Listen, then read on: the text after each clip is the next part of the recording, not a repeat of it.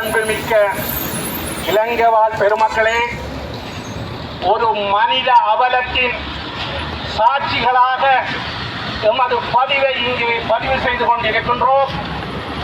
செம்மணி புதைகுழி என்பது இலங்கையில் அதிகூடிய மனித எச்சங்களை சுமந்து நிற்கின்ற ஒரு பிரதேசமாகும்.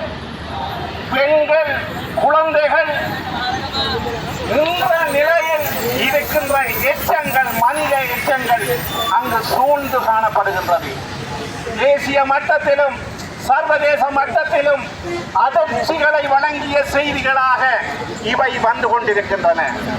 உள்நாட்டு யுத்தம் நடைபெற்று 30 ஆண்டு காலம் முடிவிட்ட நிலையில் தமிழ் மக்களுக்கு இந்த தேசம் பரிசாக வழங்கிய புதைகுழிகளையே இப்பொழுது நாம் பார்த்து கொண்டிருக்கின்றோம். யுத்தம் முடிந்து 16 ஆண்டுகள் கழிந்த நிலையில் தமிழ் பேசும் மக்களுக்கு மனித உரிமை சார்ந்த விடயங்களாக இருக்கலாம், ராணுவம் கைப்பற்றி இருக்கின்ற நிலங்களாக இருக்கலாம், அதுபோல போனால் அரசியல் கைதிகளாக இருக்கலாம், மரபுரிமை சார்ந்த உரிமைகளாக இருக்கின்றார். எதிலையும் விடுதலை கிடைக்கவில்லை, நீதி கிடைக்கவில்லை. நாம் அதே நிலையில் தான் இன்றும் வாழ்ந்து கொண்டிருக்கின்றோம். தேசிய மக்கள் சக்தி ஆட்சியில் பலவிதமான புதுமைகள் மலரப்போகின்றன என்ற எதிர்பார்ப்பு இப்பொழுது கரைந்து கொண்டு போகின்றது. காசநாணயக்காரா நீதி அமைச்சர் அழகாக இந்த மனித உரிமை தொடர்பான விடயங்களில் தனது அக்கறையை வடக்கு கிழக்கில் செல்லும் இடங்களெல்லாம் அவர் பறைசாற்றி வந்தார். ஆனால் செம்மணி புதைகுழி விடயத்தில் நீதி அமைச்சர் இப்பொழுது முடிவுரையை எழுதுவதற்கு தயாராகி வருகின்றார்.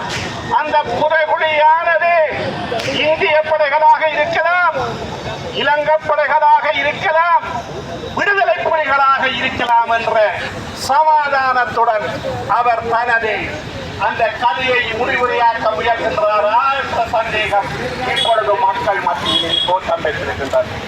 தேசிய மக்கள் சக்தி இந்த நாட்டின் உழைக்கும் மக்களுக்கோ அல்லது போனால் தேசிய இனங்களுக்கோ உரிமைகளை வழங்கக்கூடிய ஒரு புதிய அரசியல் யாப்பை நோக்கி நகர்வதற்காக அது தயாரில்லை.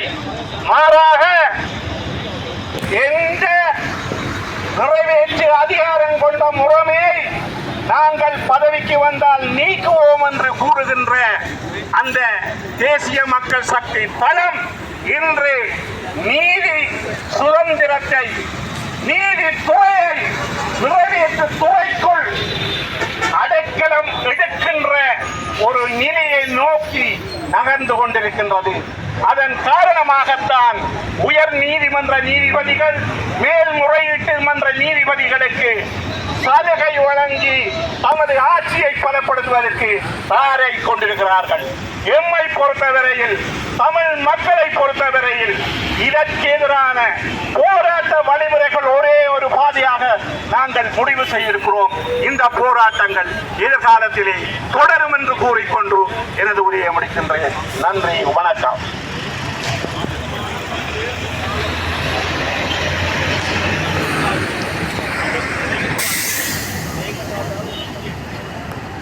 Thank you.